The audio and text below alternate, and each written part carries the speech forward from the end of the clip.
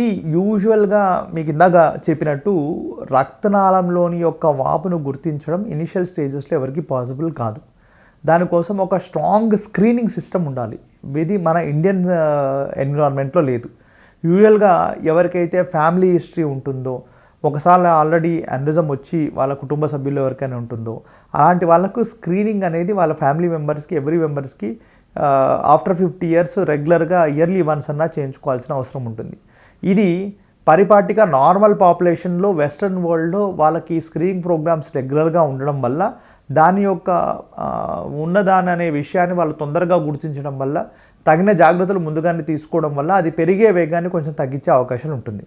కానీ మన ఇండియన్ పాపులేషన్స్కి వచ్చేసరికి అన్యూరిజమ్స్ని చాలామంది డయాగ్నోస్ చేయడానికే రారు. ఎందుకు? ఈ స్క్రీనింగ్ ప్రోగ్రామ్స్ అనేది అంత స్ట్రాంగ్గా మన దగ్గర లేకపోవడం వల్ల మన దగ్గరకు వచ్చే అన్యూరిజమ్స్ అన్నీ కూడా చాలా కాంప్లికేటెడ్గా ఎండ్ స్టేజ్లో ఉండి ప్రాణాపాయ స్థితుల్లోనే మన దగ్గరికి వస్తున్నాయి.